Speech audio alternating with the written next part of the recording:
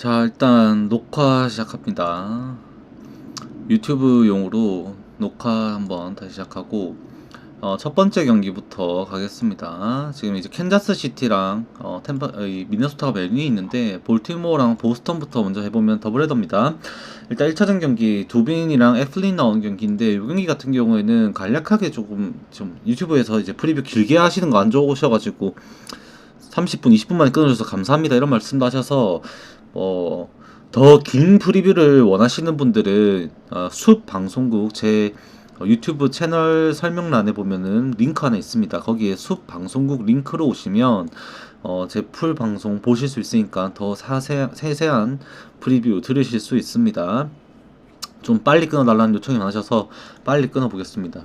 보스턴이랑 볼티모어 같은 경우는 도빈과 애플린 나옵니다. 사실 이 경기 같은 경우도 지금 보스턴의 정배당이 조금 약하게 잡히고 비등비등한 배당이 잡힌 이유는 최근에 볼티모어의 타선이 조금 올라왔다는 추세가 나타나고 있기 때문이에요. 특히 상위 타선에서 건너 앤더슨 그리고 오원 그다음 마운트캐슬 얘네들이 핵심이라고 봐야 되는데 도빈과 애플린 중에서 투수 중에서는 사실 애플린이 조금 더 불리하다고 보는 게 맞아요. 다만 볼티모어 타선이 도빈도 공략할 수 있는 수준이라고 본다면 타협전 양상이기 때문에 9.5점의 기준점이 잡혔겠죠.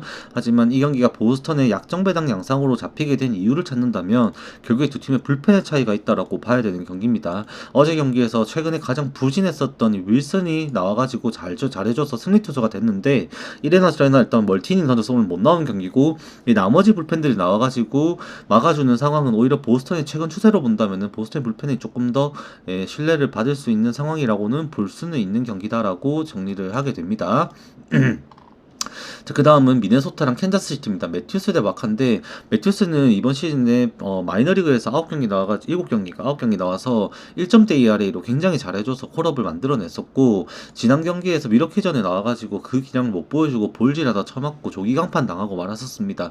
오늘 두 번째 등판이다 보니까 조금 더 지켜봐야 되는 상황이라고는 말씀을 드릴 수밖에 없는데 이제 와카 같은 경우에 조금 더 안정적으로 피칭할 수 있다는 신뢰는 있죠. 6이닝 정도는 충분히 버틸 수 있고 미네소타가 12연승 13연승 이렇게 달려나가는 와중에 그렇게 갈 수 있었던 거는 이 벅스턴과 코리아 그리고 베이더의 타격 상승세가 확실하게 영향을 끼쳤다라고 볼 수 있는데 거기에 플러스 알파가 이제 리 정도라고 봐야 됩니다. 근데 걔네 둘이가 이제 벅스턴 코리아가 부상으로 충돌 때문에 다쳐가지고 결국에 부상 자명대에 들어가고 나서 미네소타의 타선이 분명히 떨어졌습니다. 하락세를 걷고 있어요. 그 상황에 캔자스 시티가 어제 경기 에르체그가 털려가지고 부진하긴 했습니다만 슈레이버랑 모두 연투가 가능하고 나올 수 있다. 와카가 6이닝 피칭을 하면 캔자스 시티가 조금 더 할만해질 수도 있다라고 생각이 들어요. 미네소타도 어제 불펜에서 필승주를 좀 소모를 했었고 다만 이걸 주력으로 고려를 하기에는 캔자스 시티가 투수전 양상에서도 잘 보잘하면서 버틸 수 있었던 이유는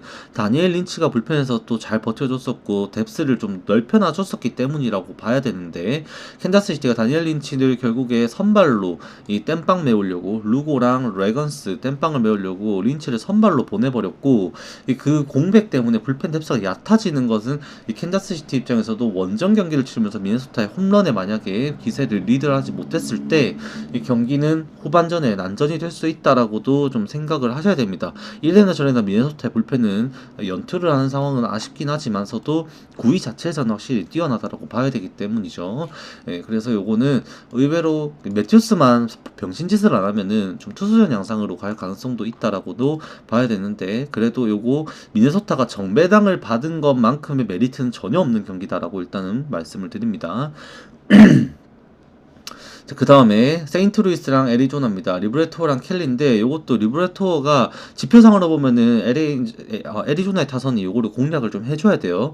해줘야 되는 타선이라고 봐야 됩니다만 애리조나를 상대로 리브레토어가 첫 등판을 하게 되고 멜리 켈리는 세인트루이스에 꽤나 강했습니다. 거의 나오는 경기마다 퀄리티 스타트를 했었고 작년에도 마찬가지였었고 이번 시즌도 켈리의 제구가 워낙 저번 경기는 본래 3개가 나오긴 했습니다만 이 제구가 굉장히 안정적으로 잡혀있는 상황에서 결국 이 피안타율 관리가 된다라면 이 볼넷으로 출루할 수 있는 기회가 줄어들었을 때 세인트루이스는 좀 아쉬울 수 있다라는 거죠. 왜 세인트루이스가 대승을 하는 경기는 보통 이 스캇이 날뛰는 경기거든요.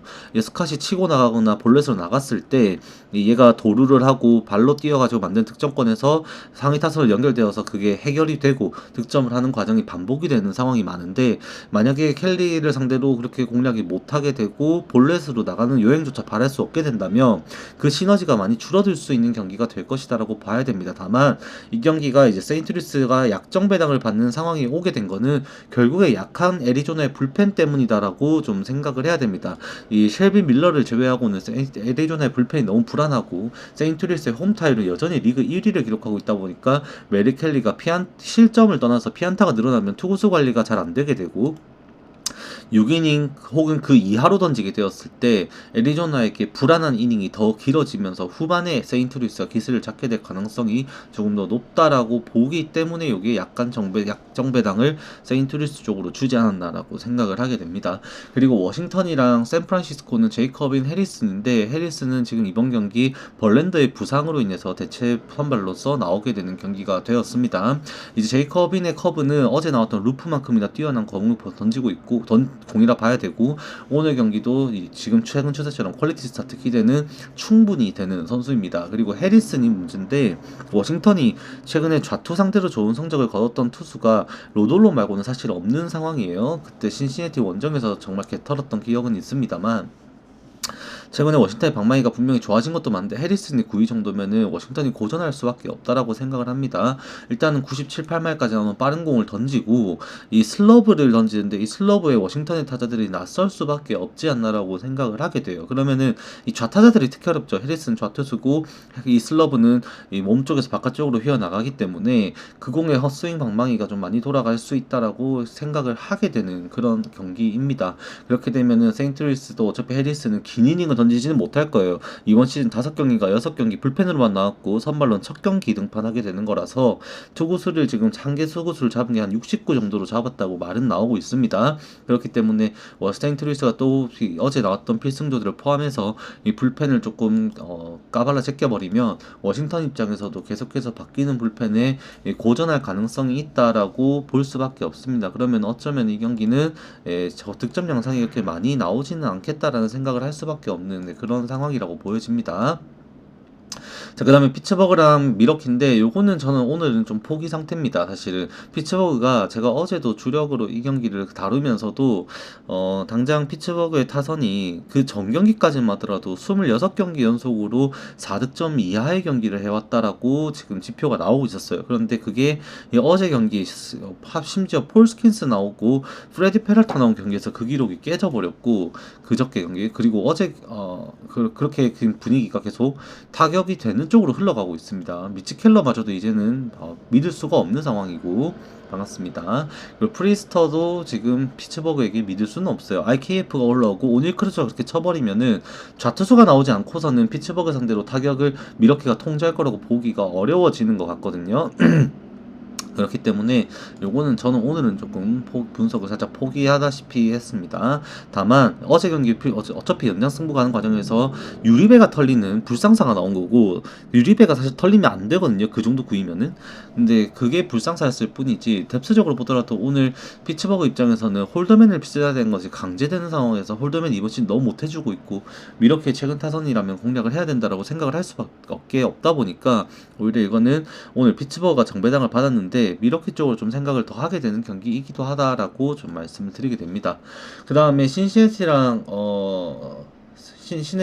시카고 컵스 경기인데, 이거는 그냥 딱 하나 말씀을 드리겠습니다. 요것만 보여드리면 될 것 같아요. 이거 아마 시카고 컵스를 많은 분들이 생각할 수도 있다라고 생각을 합니다. 다만 이 레아가 신시내티 상대로 상대 전적을 보시면은 이 윌 벤슨이 10타수 5안타 1홈런 5할 치고 있고, 델라크루즈도 10타수 4안타에 에스피날도 2타수 1안타가 홈런이었고요. 프리드를 통제하고 있는 거는 분명히 좋습니다만 헤이즈부터 시작해서 럭스, 맥레인, 그 다음에 스티어 전부 다 지금 레아에게 강한 모습을 보여주고 있습니다.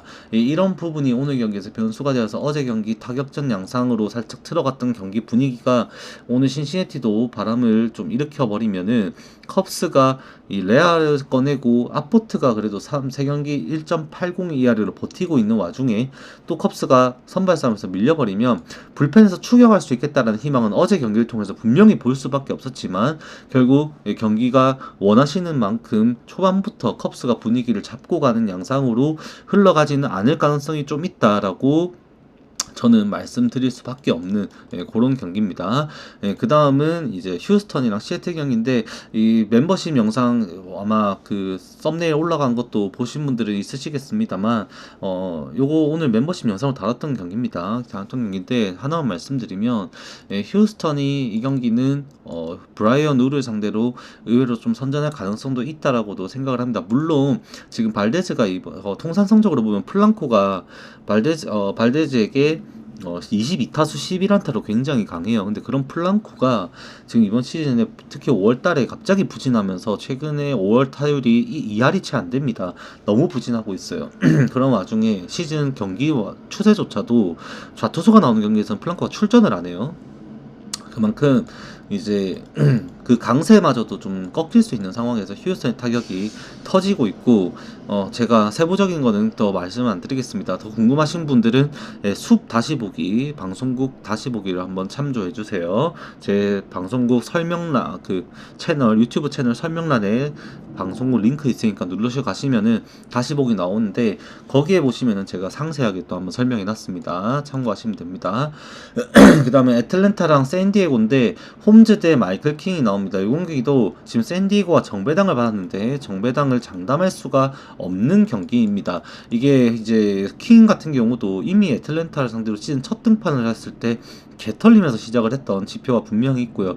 홈즈의 9위조차도 지금 당장 보면은 샌디에고가 쉽게 칠 수 있는 수준이라고 데이터 분석이 나오지가 않습니다. 그러면은 선발 싸움에서 애틀랜타가 다시 한번 필승조 싸움을 걸어볼 수 있으면 어제 이글레시아스가 잘못해서 불론이 되긴 했습니다. 패전이 되긴 했습니다만 오늘 경기에서 또 다른 그런 타이트한 경기보다 조금 더 여유로운 점수로 애틀랜타가 점수를 가져갈 수 있겠다는 생각이 들 만큼 애틀랜타는 홈에서 타격 지표가 나오고 있고 그 다음에 어제는 올슨 오주나가 침묵했기에 점수가 안 났는데 킹의 경우에는 그런 상황이 또 반복되지 않게 좀 부진할 수 있다라는 성적을 조금 감안을 하게 만든다라고 좀 말씀을 드립니다.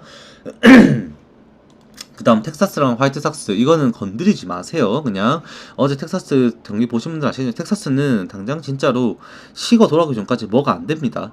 이미 시거가 없어도 원래 돌아가려면은 마르크스 시미언이랑 아롤디스 가르시아가 잘해줘야 되는데 걔네들이 돈값을 못하고 있죠. 시미언은 원래 리드오프로 활약하면서 3할에 가까운 타율에 쳐줘야 되는 선수로 영입을 한 거였고 이제 아롤디스 가르시아도 거의 30홈런 40홈런 가까이를 쳐주기를 기대하는 4번 자원인데 걔네들이 그렇게 못하는 와중에 조시영, 랭포드, 스미스 요런 애들만 보고 지금 경기를 하기에는 걔네들도 아직 경험이 부족한 아이고 팀 분위기에 지금 침체가 되어 있고 이 분위기 반전시키는 게 너무 쉽지가 않아요. 심지어 캐논이 이 92마일 1마일짜리 싱커볼로 5월달에 너무 잘 버티고 있습니다. 3점대 초중반의 ERA로 잘 버티고 있고 라이터의 구위도 압도적이다 보니까 굳이 배팅한다면 언더 생각을 하게 됐는데 이 화이트삭스의 불펜진이라든지 텍사스의 지금 마틴이 부상으로 빠진 상황에서 이 약해진 불펜진을 서로 생각하면은 이 경기 이건 건드리기 좀 많이 애매해지죠.